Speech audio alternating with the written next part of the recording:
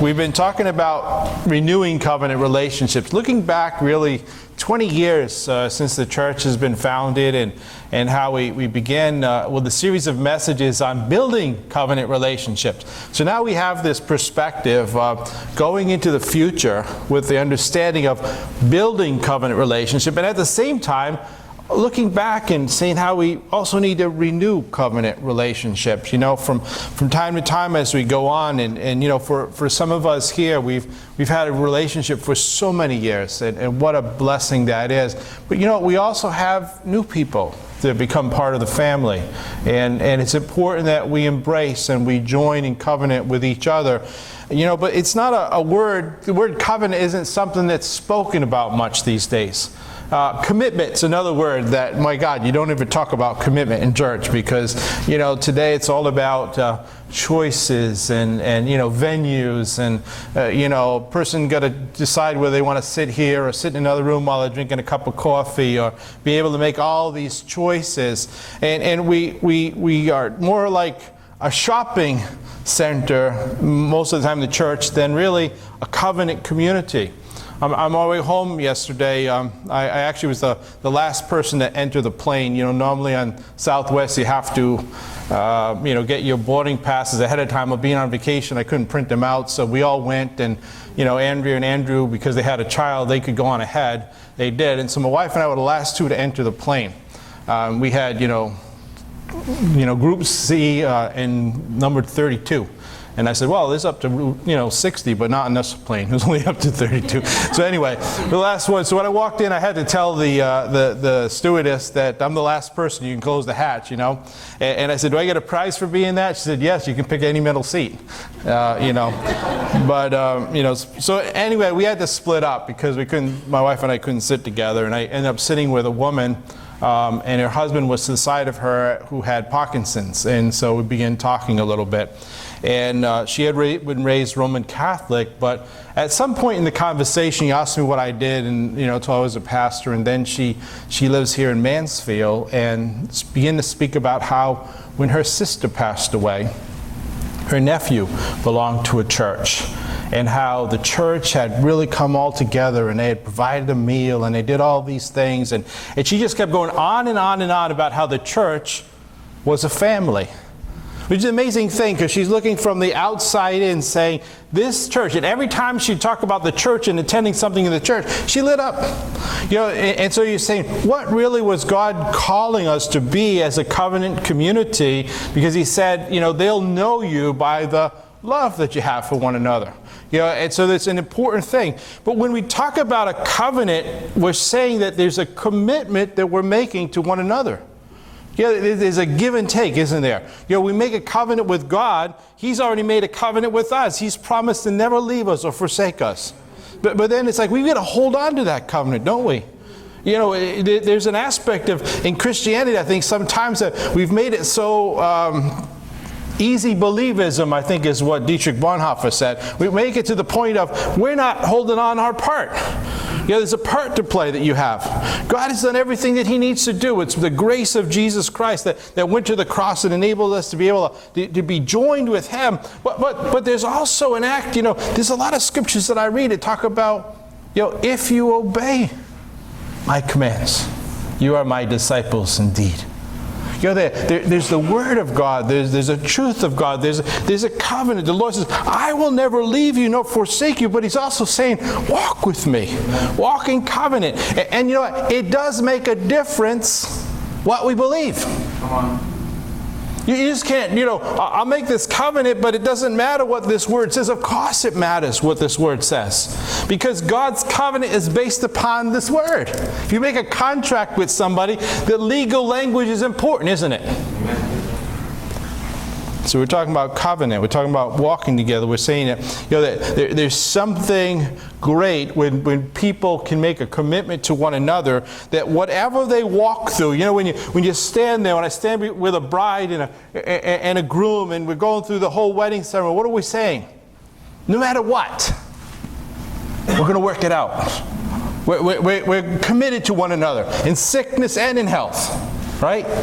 Until death do his part. We're making a commitment. We're going to be joined together. And so there's something I think important as we begin to think about this theme. And we were looking at David's life with Jonathan. It's kind of a good piece to look at. And we're saying that when we're talking about a covenant, we're talking about a meeting or an agreement of minds. It's not something you just say, okay, whatever. You can't really walk with whatever. People today talk, and they have a disagreement and the other person turns and says, whatever. Well, how do you solve a whatever? It's not a whatever, we have to deal with this, right? We have to get to what's the bottom line, what's the issues that we have to deal with, what makes us one, what brings us together. So it says when we enter a covenant, we're saying that it's a meeting or an agreement of minds. It's a mutual consent or agreement of two or more persons to do something or forbear something. You're either going to do certain things or you're going to eliminate from doing other things because you've done so in agreement, walking together because you want to walk in brotherly affection. I wish that, no, I don't want to start over. But if I did start over, I wish that I could start over knowing what I know today. I wish if I did start over, that I could start over with the shaping that God's already done in my life. I don't know about you, but I wouldn't want to go through that shaping again. Amen? But I'm happy where I am and I'm happy where I'm going. I don't need to look back. Amen? Because God's done something good. And so we'll look at that. But the Bible says in Amos 3:3, can two walk together unless they be agreed? And so there needs to be a binding sense of that covenant. There needs to be some foundation for that covenant. It means to come together. It means to make a decree, a compact, a contract. And when we walk in this agreement, there's a great sense of unity. People talk about unity. You read scriptures like Psalm 133:1, and it says how good and how pleasant it is for brethren to dwell together in unity. And they throw this kind of slice. It's almost like doing a salmon pie, where you have the mashed potatoes and you let the salmon swim through the mashed potatoes and then that's the salmon pie. Unity isn't just some form, external form. Where we'll all come together, we'll have this great service and therefore we're united. But we've never really taken the time to stipulate or have some kind of commitment to one another to be in this unity. How good and pleasant it is for brethren to dwell together in unity. I hear sometimes pastors even talk about this idea of unity and wish we could walk in unity, but they're not making any conscious effort to walk in unity with anybody in the body. Now, I'm not talking just about pastors, how about the rest of us? How can we really walk together in unity unless we can work through some things, unless we can talk through some things, unless we can really get to a heart and a mind? And, it's not about the whatever. It takes real communication, doesn't it? The external aspect of this covenant is the fact that we have a union together. We're joined to or more things. This is the external aspect. When we're walking in the unity, externally we're coming together. Internally we're united in those ideas. We have harmony in ideas. We have harmony in principles. We have our goals are the same. My wife and I have now been married almost, 36 years. I'm trying to make sure the number's right. But the thing is sometimes I can just turn to her and say something. She said, I was just thinking that. And you experience that? Usually it's about wanting a cup of ice cream or something. But, there's a unity of idea, but there's a principle. Like if you both just encountered a similar thing, you might just look at one another and you know exactly what the other one's thinking, right? Why? Because the principles are the same. The thoughts. We've talked through these things. We've walked through the principles. We've come to the place of saying that these are the things that we value together. It's based on ideas, based on principles, based on goals. We enter a covenant. When we do so, we get certain privileges, but we also give up certain rights, don't we? It's not just about us. Without vacationing, we've had a 6-year-old, a 5-year-old, a 4-year-old, and a baby. They haven't learned this yet. It's not just about them. Sometimes the parents either, right? You know, it's like we walk through this, and sometimes even as Christians, we come to the Father, and in our prayers, what's our prayer look like? I want it, and I want it now.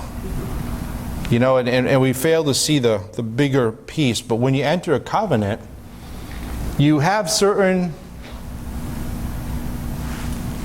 privileges, but you also have responsibilities, don't you? There's a responsibility that comes with doing that. But when we enter this covenant, there's an obligated sense to the relationship, and therefore it provides that relationship with security. I think through, you know, the years that we've had relationship with many of you, and think about that sense of covenant and the reality of knowing that through the different seasons of life and how life is difficult sometimes. I mean, we've you know, buried parents, and we've buried spouses. And we've gone through sicknesses, and we've gone through struggles, and you know, we've done so as a church family. And when a person's hurting, we're hurting with that person. When the person's rejoicing, we're rejoicing with that person. There's something about being part of the covenant, and we're not expecting that this is something that has to be forced upon us. It's something that happens sort of natural, doesn't it? You know, that you see someone in need, and so we give up certain rights, and we recognize that our covenant is really based just upon the things that we've agreed upon. You know, people don't have control over every area of your life, but when you make a covenant, you're making a covenant to say that in these areas of my life, I'm going to walk together with you. I'm going to make a decision. And from time to time, you know, in the scripture, it really talks about how we got to renew that covenant. Ephesians 4:3 says, Paul said to the church, keep the unity of the Spirit and the bond of peace. In other words, we have that, but we also must keep that. You ever have, sometimes you walk through a little struggle. What do you have to do? You have to go back and keep what it is that you had, and rebuild what it is that you have. And so, you know, it involves solving problems between people, solving problems with issues.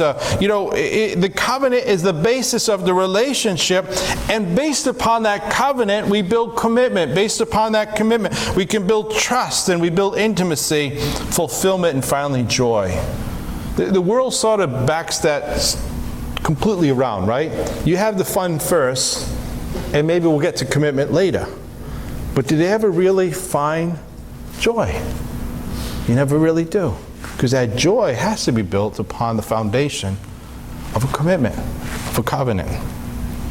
We've been looking at the story of Jonathan and David, 1 Samuel 18, 19, 20. We said that, you know, David and Jonathan would join together because they were people of the same spirit. We read the story of you know, Goliath. Remember when David went against Goliath, and here's Saul and Jonathan, his son, is there, and all the people of Israel, they're all lined up, and you got the Philistines that are lined up on the other side of the valley, and you get this one giant. One year we did in the one of the chapel services, I had kind of a stick to show the height of Goliath, over 9 feet. Can you just picture somebody? I mean, maybe, I don't even think I'm 3 feet here, right? So, you know, if somebody was standing to be taller than this, here's Goliath. Well, and along with that height comes all the rest of his frame. You know, so you think about that, and here's a shepherd boy that who knows how tall he was, maybe 5'6", I don't know, you know? And so he's going into, he's observing this battle, and he's got all these people of Israel that are watching, and this guy says, bring me out one person, just bring me out your champion. Now, you would think that, from what I read in the scriptures, Saul was a man that was head and shoulders above everybody else. So who do you think was the champion? So the guy that was leading Israel, should have been the leader, is standing in the lines and he's shaking in his boots like everybody else is. And David can't understand this. Why would someone that's God's enemy, why would we be afraid when we know that God's the one that gives us strength, that God's the one that's our deliverer, God's the one that's going to do this? And so he begs them basically to go into battle for them. And he does with a slingshot and takes down this giant. Doesn't even have his own sword, so he takes the giant's sword to cut his giant's head off. David has this great victory. Now all of a sudden Israel has this great victory. Well, guess who gets the praise? It's not Saul. It's David. And beginning at that point becomes this difficult sort of animosity between Saul towards David, because Saul wanted the people's praise, but he wasn't really concerned about God's praise. David lives his life looking for God's praise, and he's not really concerned about the people's praise. Interesting sort of dynamic. But here we have Saul's son who looks at David and he says, in David, we have the same kind of spirit. We have the same kind of vision. There's challenge and idealism and faith, and it draws them together, and they make a covenant together. They knit together by a vision of Israel being, the people that God called them to be. And so they have a knitting of the mind. They have a knitting of the will. They have a knitting of the emotions. They have a love bond for each other. They built a covenant relationship. I'm just trying to get you back in the review of kind of where we were going, but they had this covenant relationship, and they realized that their destinies were at stake. You know that the destiny that God has for you and I is something we cannot reach by ourselves. Amen. But there's a destiny at stake for all of us, and because we're covenanted together, it enables us to be able to do what we're called to do. It enables others to come up and be raised up. And so, we talked about that. We looked through this issue a couple weeks back where we said that it's important that when we're in covenant relationship with each other, we speak the truth. We're doing so in love, but if you're going off a cliff, it's important that I just don't stay idly by. Or that you do. We love one another. And therefore, there needs to be a warning. They had this covenant relationship. And they practice loyalty. In chapter 19 of 1 Samuel, in the first 7 verses, you see it says that Saul spoke to Jonathan, his son, and to all his servants, that they should kill David. Now think about this. This guy has not behaved badly. He's done everything the king's asked him to do. The only problem is when he's gone out to do what the king's asked him to do, he's succeeded. That's the only thing against him. And so much so that the people are saying, Saul has killed his thousands and David his 10,000s. But now Saul has this jealousy in him. But part of that jealousy isn't really David. It's the fact that Saul wasn't a person that wanted to follow God's word for himself. So Jonathan told David, saying, my father Saul seeks to kill you. Therefore, please be on your guard until morning and stay in a secret place and hide.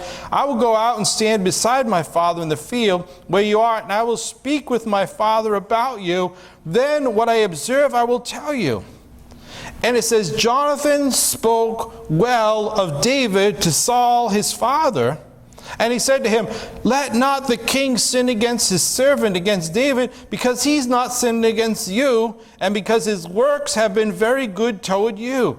For he took his life in his hands and killed the Philistine, and the Lord brought about a great deliverance for all Israel. You saw it, and you rejoiced. And why then will you sin against innocent blood to kill David without a cause? And Saul heeded the voice of Jonathan, and Saul swore, as the Lord lives, he shall not be killed. And so therefore he goes and he tells David. But here we see in this relationship, Jonathan and David practicing loyalty to one another. There are times when people are trying to cut you down, Or they want us to get in between. Do you ever have that? It's like, you want to take sides because you have an offense with somebody else, and then someone else is trying to get you to agree to that offense, but Jonathan's not buying into that. He's the king's son. And even though he's the king's son, he's going to speak well of his covenant brother. And he's going to speak well to his father. Why would you want to do that? Why would you want to kill this man? This man has been faithful to you. He's been faithful to God. You've seen it yourself. Why? In fact, if you do this, what you're doing is you're sinning. Because he's innocent. Covenant relationship is where you are on God for one another. Jonathan spoke well of David. Words are powerful. We can have words that can tear other people down. If we're part of the body of Christ, we're not to be about any kind of a gossip kind of thing that's tearing somebody down. Your words are powerful. And if you're a covenant brother or sister, what are we going to do? We're going to speak well of them. We're going to speak with the best intention. We may not understand sometimes everything that goes on in somebody's life, but we're going to rehearse and say, but haven't you seen the faithfulness of this person? You see, in chapter 20, their relationship was tested. And all covenant relationships are put to a test. In the first 11 verses of chapter 20, you see David fleeing, and he comes to Jonathan and he says, what have I done? What's my iniquity? What's in my sin before your father that he seeks my life? And Jonathan says, no, by no means, you shall not die. Indeed, my father will do nothing either great or small without first telling me. And why should my father hide this thing from me? It's not so. David takes an oath again, and he says, your father certainly knows that I found favor in your eyes, and he has said, do not let Jonathan know this, lest he be grieved, but truly, as the Lord lives, and as your soul lives, let there be there's just a step between me and death. And Jonathan told David, whatever you yourself desire, I'll do for you. David said to Jonathan, indeed, tomorrow, and he goes and tells him, there's a new moon, I'm going to go. You tell your father that I've requested that I could be with my brothers for this feast. And then see how your dad reacts to this, because it's a time when also I should be sitting with him, with the king's family. And if he gets angry, you know that what he wants to do is harm to me. So, we see that. Therefore, verse 8, he says, you shall deal kindly with your servant, for you have brought your servant into a covenant of the Lord with you. Nevertheless, if there's iniquity in me, kill me yourself. But Jonathan said, far be it for you, for I know certainly that evil was determined by my father to come to you. Then I would tell you. David said to Jonathan, you will tell me, or what if your father answers you roughly? And so then Jonathan tells him, here's how I'm going to give you the information. Well, the reality is in the story here is that the father does speak to him roughly. And then he accuses him. What happens is when we're practicing true loyalty, we also see that our covenant relationships are put to a test. Here, Jonathan has to make a decision. How is he going to behave before his father so that he can behave under authority from his father and at the same time walking in integrity in relationship with others? You see in this test, they put to the test. You and I, we put to the test. We all put to the test through the years that we have relationship with each other. Jonathan here, we see again in chapter 20, verse 30 to 33, that Jonathan and David, they were willing to take the pressure for each other. Here, Saul even threatens Jonathan and he says, don't you understand that this man that you've made a covenant with will actually be the undermining of yourself? For you're the one that should be the king. In other words, if we kill David, you're the heir to the throne. But if you leave him hanging around, he actually hurls a spear at Jonathan. When you're in covenant relationship, you're going to take some spears for your brothers and sisters in the Lord. There's some times when you have to stand up for other people, for the relationship that you have. You see in 41 of chapter 20, Jonathan and David hugging and having this covenant motion. They wept together, they hung together, they hugged each other, they let it all out. You know, that sometimes, you know, you got to think about this. Here's two people that really wanted to be together, and yet their life demanded that they actually be separate. In order to be loyal to his father, he continued in the army of Israel. David had to keep running.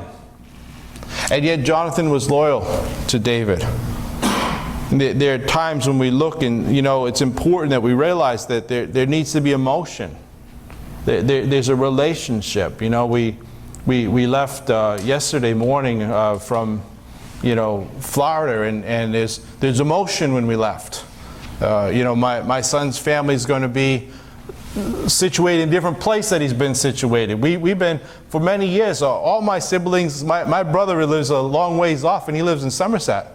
All my siblings, I could walk to their houses, but his is, you know, 5 miles away, so he's in another country. You know, so we've grown up with all of us close, and you know, our sons and our daughters, they're all close, and outside of somebody going to college and coming back, or going in the service and coming back, we've been used to the idea that we're all together.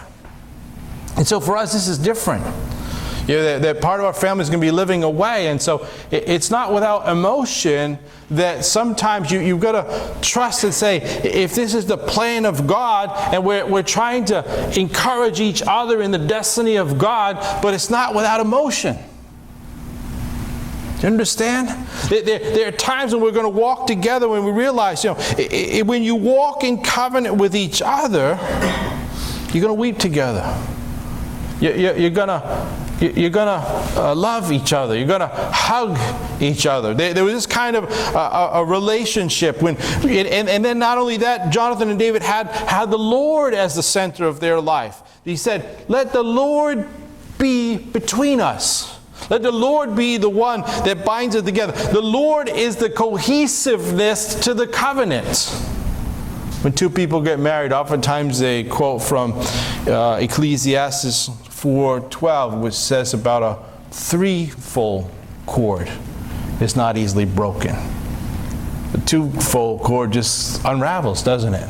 But when you add the third cord to that rope, there's a cohesiveness. It's God who we trust. When we walk in covenant with each other, it's not just you and I. It's you and I and the Lord. The Lord is at the center of that relationship. The Lord is the cohesiveness of that relationship. And we see from time to time they continue to reestablish the covenant in chapter 18, verse 3, in chapter 20, verse 16, in chapter 23, verse 18. They were encouraging. They're saying, you know, being in a covenant relation means we take risk for one another. In chapter 23, verse 15 to 18, kind of a real beautiful expression. While we continue to see Saul sort of chasing down David, and here Jonathan comes to him. In verse 15 it says, "So David saw that Saul had come out to seek his life, and David was in the wilderness of Ziph in the forest. And Jonathan, Saul's son, arose, and he went to David in the woods and strengthened his hand in God. And he said to him, 'Do not fear, for the hand of Saul my father shall not find you. You shall be king over Israel, and I shall be next to you. Even my father Saul knows that.' So the two of them made a covenant before the Lord, and David stayed in the woods, and Jonathan went to his own house." Here Jonathan comes to David, the one who's being sought, and he encouraged him, say, "David, you can make it. David, you can do it. You're my covenant brother." And Saul knows that you're the next king of Israel. He knows that God's chosen you.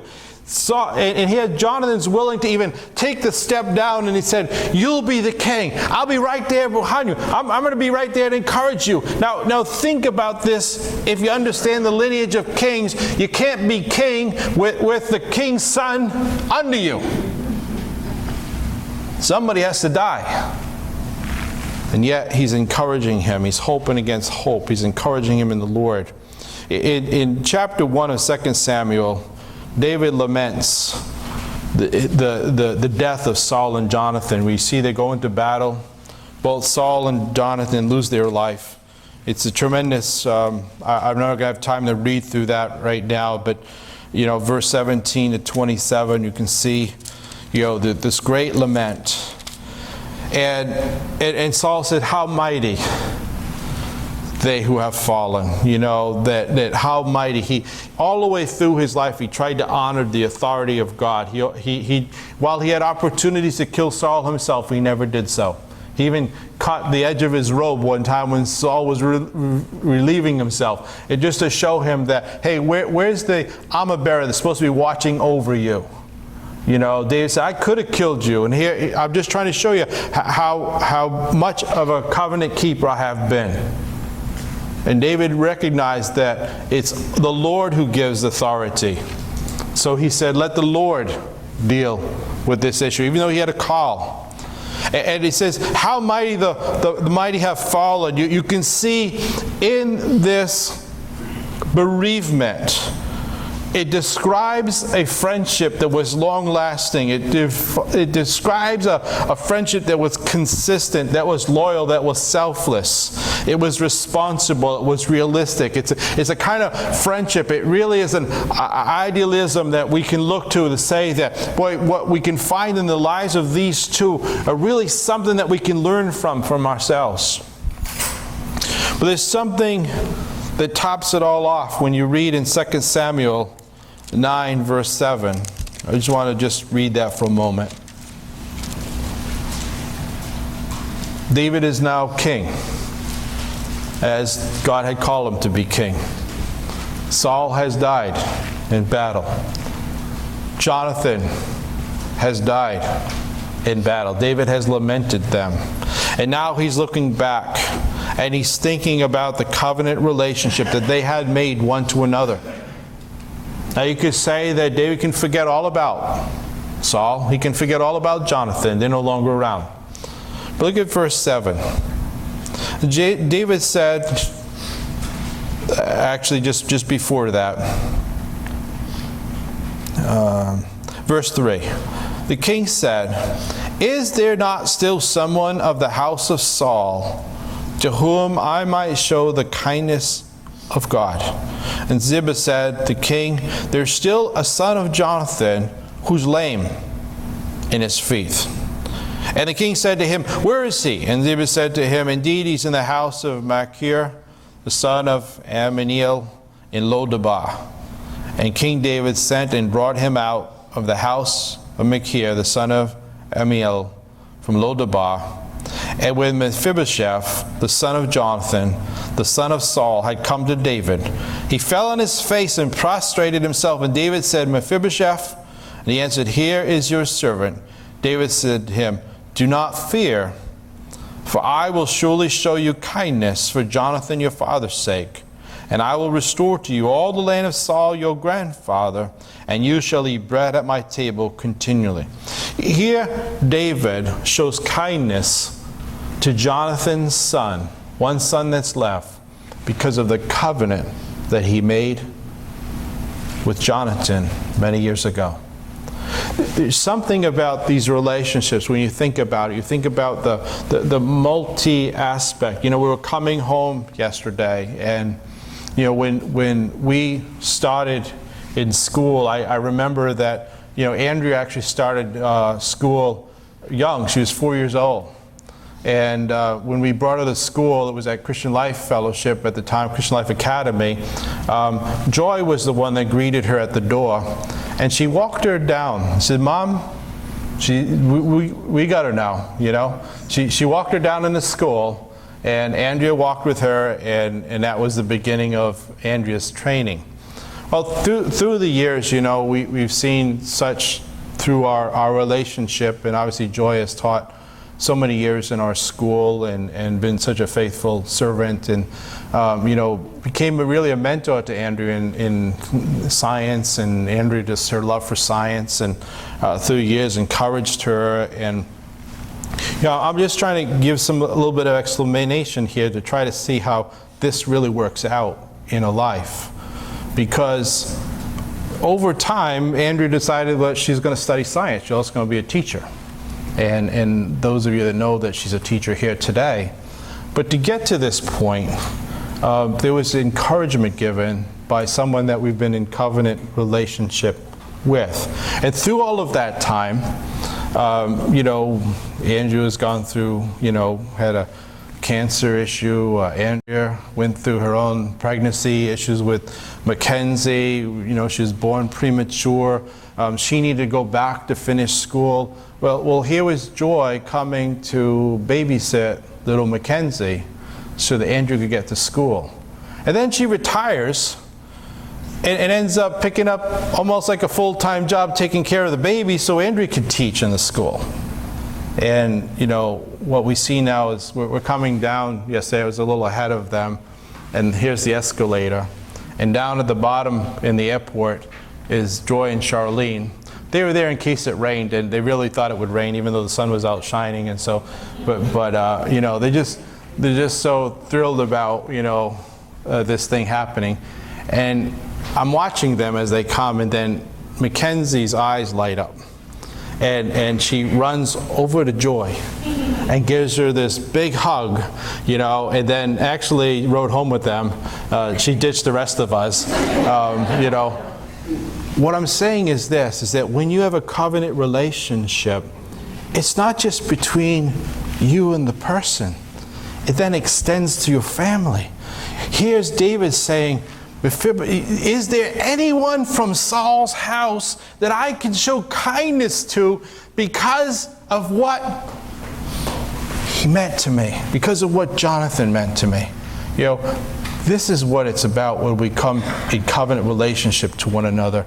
God has a purpose and a plan for our life. And when we begin to look through our lives, and we look through the years, look, if this is your very first time in church, don't say like, oh man, I'm not part of that. You can be. Because we begin today, we begin building this relationship. We might have a son that's in Florida now, but you know what? We have sons and daughters that are right here. And God has given us favor with a family that is so important to, I know, Bernice and I. But you know what? God is building something if we will trust Him to make a commitment to each other with the Lord as the third rope that holds us together in unity to be able to accomplish a great purpose for His. Covenant brings the binding sense to the interpersonal relationship that helps us to go through the seasons of times where we can love one another and bring glory to His name. Amen.